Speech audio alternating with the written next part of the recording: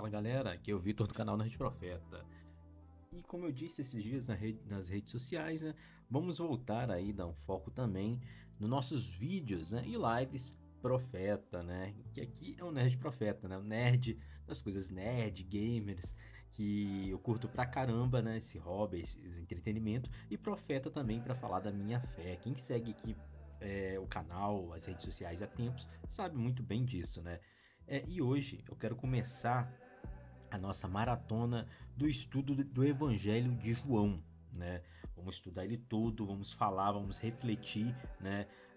Usando aqui as Bíblias que eu tenho, entre elas uma Bíblia de estudo que eu vou usar aqui. Vai ser bacana demais esse estudo. Vou começar com um prólogo, né?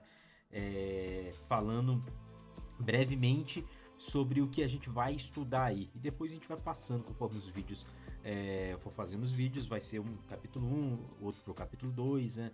Vai ser bacana. Mas antes, quero pedir a você que não está inscrito ainda no canal, se inscreva aí, curta, compartilhe esse vídeo com quem você acha que vai curtir. Beleza? Então, vamos lá!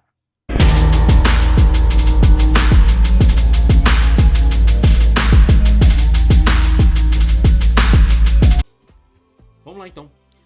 Eu vou usar aqui uma das minhas bíblias de estudo aqui também para apoiar nessas reflexões que iremos fazer, né? E vamos começar hoje exclusivamente só um prólogo do Evangelho aí de João, o Evangelho segundo João, né? Vamos começar aí uma das bíblias de estudo que eu tenho. Uma é a Bíblia Palavra-Chave, né?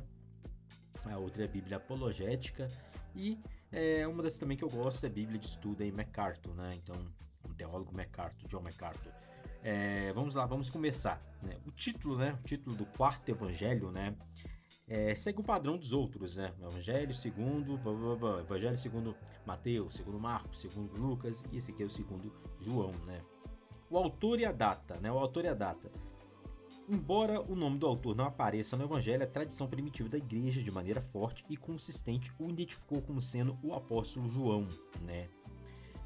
Irineu, né, filósofo e teólogo ali dos primórdios ali, né, de 130 e 200 depois de Cristo, um dos pais da igreja primitiva, né, foi discípulo de Policarpo, né, que viveu no período de 70 a 160 depois de Cristo, que foi discípulo do apóstolo João. Então Irineu foi discípulo de Policarpo e Policarpo do apóstolo João, né, um dos 12 ali, o apóstolo amado. Ele testificou, né, o Irineu, com base na autoridade de Policarpo, que João escreveu o Evangelho, já em idade avançada, durante o tempo em que morou em Éfeso, na Ásia Menor, né? Depois de Irineu, todos os pais da igreja aceitaram João como o autor do Evangelho. Clemente de Alexandria, né, 150 a 215 d.C., escreveu que João, ciente dos fatos relatados nos outros evangelhos e sendo movido pelo Espírito Santo, compôs um evangelho espiritual, né? E é exatamente isso, né, cara? Ele é o evangelho mais diferente dos outros. Aí, cada evangelho tem um propósito, cada evangelho cita ali os milagres, os acontecimentos ali da vida de Jesus. Alguns repetem, né? Cada um conforme a sua visão.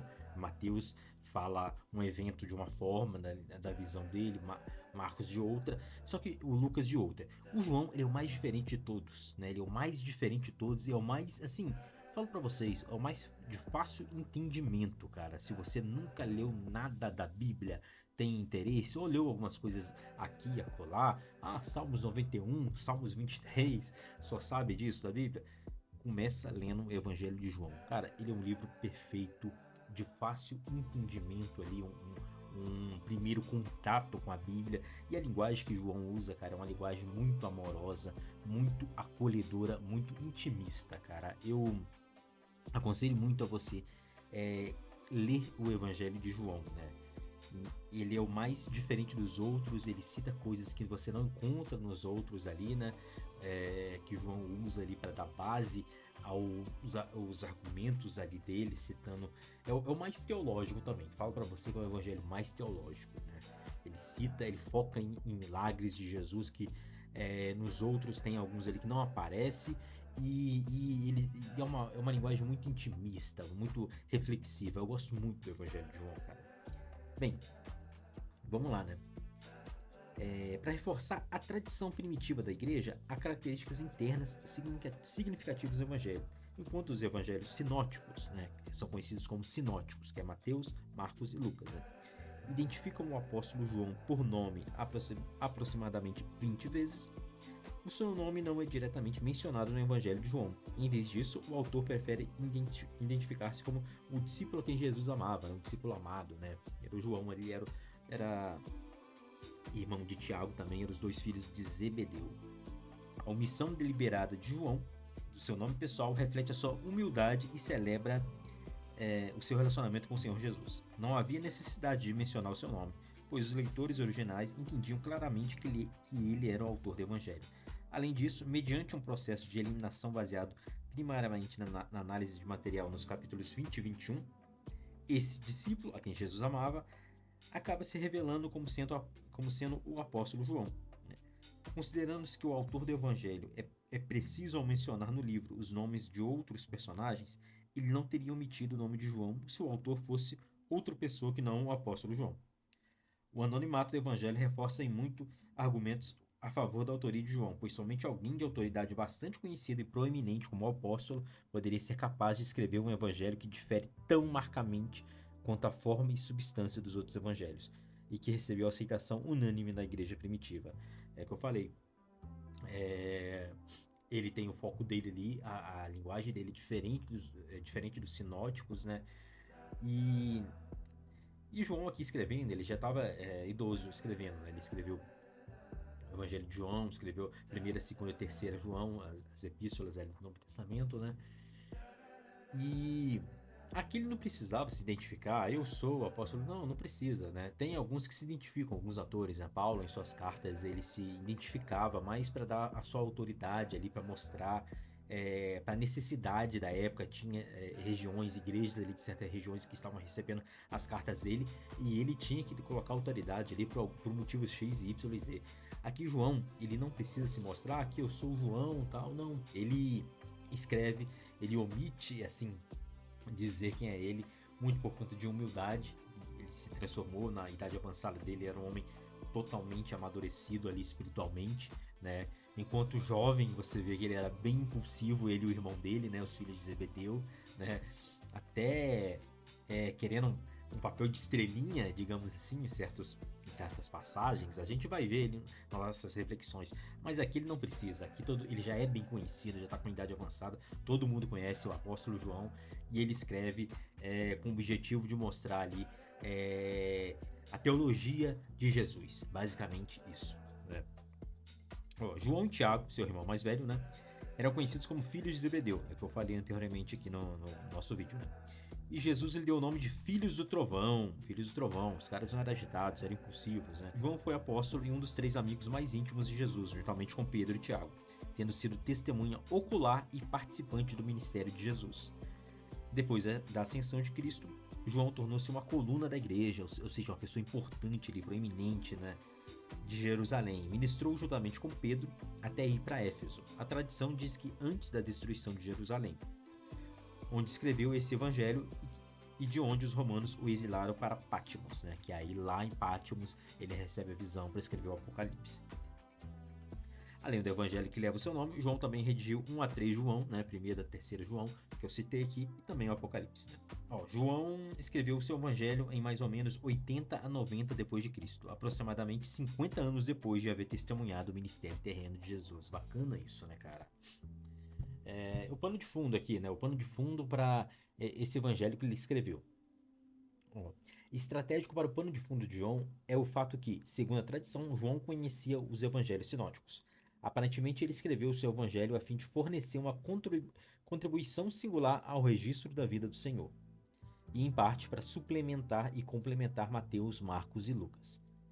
As características singulares do evangelho reforçam esse propósito. Em primeiro lugar, João forneceu grande quantidade de material peculiar, não registrado nos outros evangelhos. É que eu citei aqui também, né, cara? É um evangelho único, um evangelho intimista, um evangelho amoroso. Por exemplo, enquanto os sinóticos começam com o ministério de Jesus na Galileia, eles dão a entender que Jesus exerceu um ministério anterior a esse. João complementa a resposta com informação sobre o ministério anterior de Jesus na Judéia e Samaria.